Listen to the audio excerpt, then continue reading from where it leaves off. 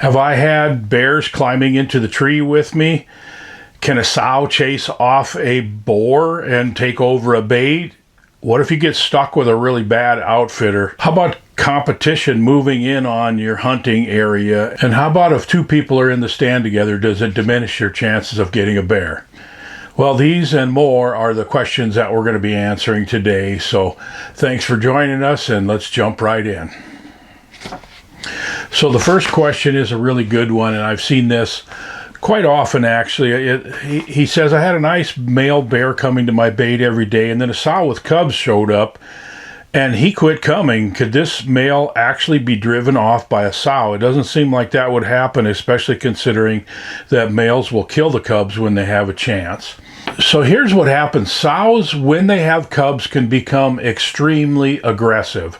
And it's not that the males couldn't take on this sow or, even kill her and kill the cubs if he had to. But a lot of times the larger males, they just don't want the drama. And if they got other food sources, they're just going to move on. Chances are he knows where there's other food sources at. He probably knows where there's another bait, and he's just going to leave and just let that sow have it, or he's just going to come in when she's not there because he just doesn't want to go through the trouble. So yes, I've repeatedly seen it where you can have aggressive sow with cubs that will drive the other bears off the bait. And they just kind of have to make do with the situation and come to the bait when she's not there to harass them.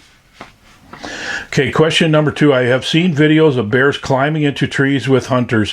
Have you ever had that happen to you? And yes, I've had that happen to me multiple times, actually, and never a time when I was really threatened.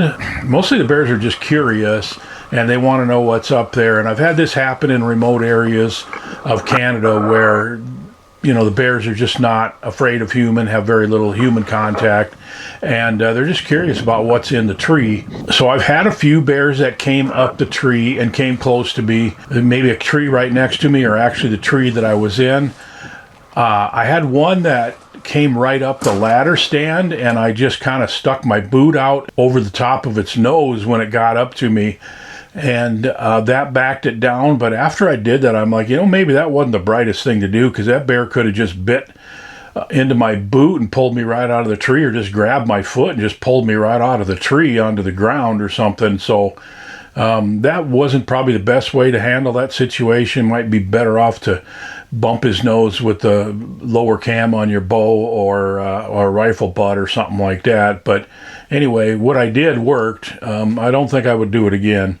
Another situation I had was a bear that was just rubbing the bottom of my ladder stand, and he was really going at it. He was grabbing the stand and rubbing up and down, and it wasn't a very big bear, fortunately, because he was shaking the stand pretty good. If he'd have been a big bear, he might have just bucked me right out of that stand. But yeah, that was an interesting experience. So yes, I've definitely had times when bears came up the tree, but fortunately I've never had a situation where I felt like I was in danger. At what age do bears mature enough to start putting on a significant amount of weight, like bears that could be in the 300 to 400 pound range?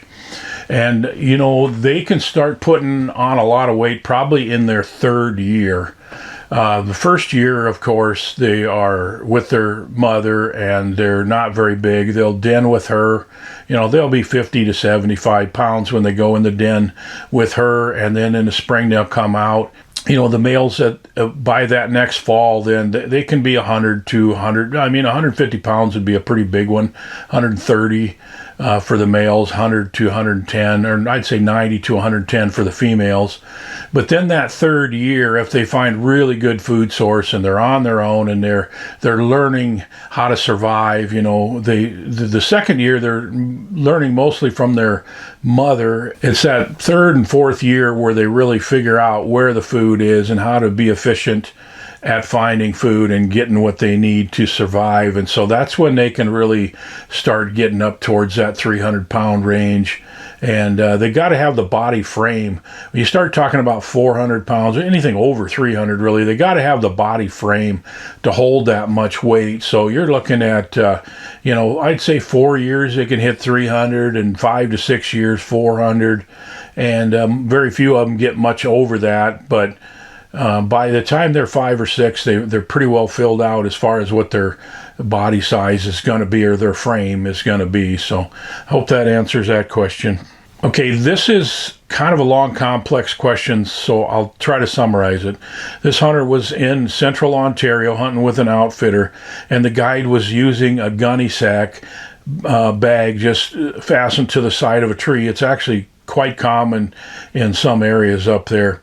Then he takes them to the bait. So the bag's torn up, so you got to have a new bag, and you're putting a bucket of bait in it. And then you're sitting there in a tree stand, and you got a 5-gallon bucket, an empty bucket, and you got a torn up bag. And it's like, what do you do with it? He said, I could take it 25 yards away, but they smell just like the bait. And yeah, what are you going to do with this situation? So I would say to the outfitter, I would just demand that when he brings you to the bait site, just take that stuff back with him. Don't let him leave until he leaves with anything around that site that might attract a bear away from the bait site where you want to take the shot itself. If you put a bucket by the base of your tree or stuff a gunny sack that's got frosting and stuff in it, and there's nowhere you can put it that bear won't find it. So I had a first-hand experience with this situation, and I kind of learned the hard way, even though my son Sterling did get a bear on this hunt, where I took him out there, and this has been at least 15 years ago. He was 14 years old at the time. And so we took a bucket of bait and baited, and then I'm like, we're about to get in the stand. I'm like, what do I do with this bucket? So I took it up about 25 yards and hid it behind a bush where he wouldn't be able to see it from the bait. Well, the bear came in and he stood there and looked around. The first thing he did is he walked all the way up there to that bucket because he could either see it or smell it. And if it's there, they're going to find it. It just seems like there's no way to get around that. Anyway, the bear came back to the bait and he made the shot, and it turned out to be a great hunt. But I learned a lesson that was an opportunity to really blow it. So you don't want anything around the area that bear is going to be interested in except for the specific bait that's right in your shooting lane. Okay, can you explain to me how you have used a broker to take bear bait across the border into Canada? And this has completely changed. So I was using a broker when I was hunting in Ontario, and you had to have a receipt, and then you'd hire a broker and send them the receipt, and they'd fill out the paperwork for you. And when you got to the border, the paperwork would be filled out, and then you paid a fee to the broker and to take the bait across the border. But that's all changed. And now they have this permit system. It just started in 2026.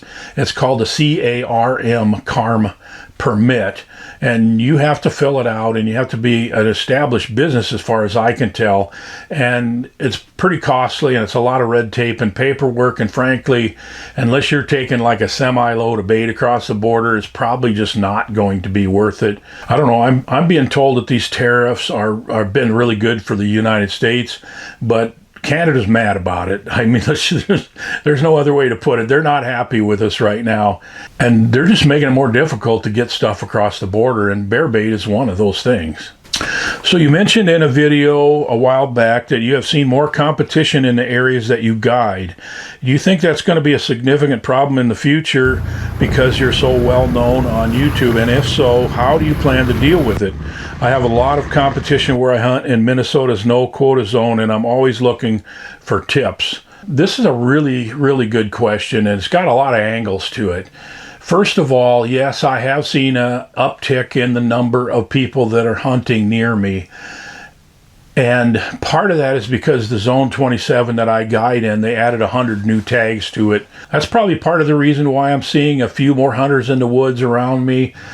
But the other part of that is that I haven't tried to keep it a secret that I've been really successful. And you see it on YouTube. You see all my hunters getting nice bears. And people are watching that thinking, wow, that guy... He's in a must be just an amazing place to hunt, and so they want to go hunt there. But the thing is, I'm not hunting anywhere that's any better than anywhere else. I mean, there's great habitat for black bears all across northern Minnesota, and I'm just in one of the average to, it's just an average area with good black bear populations. The key to it is that my system is super effective. My strategies are good, and I'm working harder and smarter than just about anybody else, and that's why I've been really successful. So, if you're thinking I'm going to go to hunt right where he hunts because that's a better area, it's really not that at all. You can take these systems and strategies that I've taught on this channel and be successful anywhere you hunt. So if you got a Minnesota tag and you want to hunt, does it really, I don't want to sound arrogant, but does it really make sense to kind of pull in and just try to go head to head with me when you could go other places where there's not other really skilled bear hunters? There's just a lot of average to below average bear hunters out there who aren't learning and who aren't watching the YouTube videos, and they're doing things the way their grandpa did, like throwing out food scraps and table scraps and poor quality bait and things like that, not baiting often enough. But you know, I've taught how often to bait, how much to bait with. I've taught so much about specific location and how important it is in general locations and all those types of things. So take what you've learned and go to an area where you can use that and you can outcompete the people around you. So do I see it increasing? I would say probably not, but I guess we'll see. So as far as tips, I think the biggest number one tip that I would give people that are hunting in really high competition area, and I learned this from hunting in really steep competition. I mean, back in the 2000s, I had baits that almost every one of my baits had another bait within a mile of it. And I just learned that the best quality baits you can put out there and get a variety of bait and pick premier locations. I mean, find the really good locations, and location makes so much difference. Those bears got to be comfortable coming into those baits in the daylight, and then just keep pouring a bait to them. If they run out of bait, they know where there's another option and they might not come back. So that's my suggestion for hunting in these really highly competitive areas. Okay, question number 7. My wife and I like to hunt together. Have you noticed any differences between having 2 people on stand versus 1 person? And I'm going to tell you straight up, I was talking about this with my guide, Jake, the other day, and kind of surprising that this question came through right after we were talking about that. But there's multiple times where we have put a husband and wife in a double ladder stand or in stands adjacent, like one's here and one's here. One of them's hunting and one's not, or maybe both of them have tags. We've put buddies together in stands, and they never seem to see as many bears. And I can't really put my finger on why that is, because most of them seem to be pretty good hunters, and I feel like they're being quiet and still, or their envisionment of what quiet and still is. But these bears in Minnesota are super aware of their surroundings, and any little movement and any talking or rustling of a candy bar, you got twice as much smell too. I don't know that I can, quantify all of the factors, but I do know that without a doubt, whenever we put more than 1 person on a stand, they see less bears. So that's the questions for today. I really appreciate you asking them, and hope most of them I've given the correct answers to. And keep them coming. Put them in the comment section below, or you can go to berniesbearcamp.com. That's my website for my bear guide service, and you can find my email address on there, and you can email them to me. Really appreciate you being a subscriber and following this channel. We'll see you on the next video.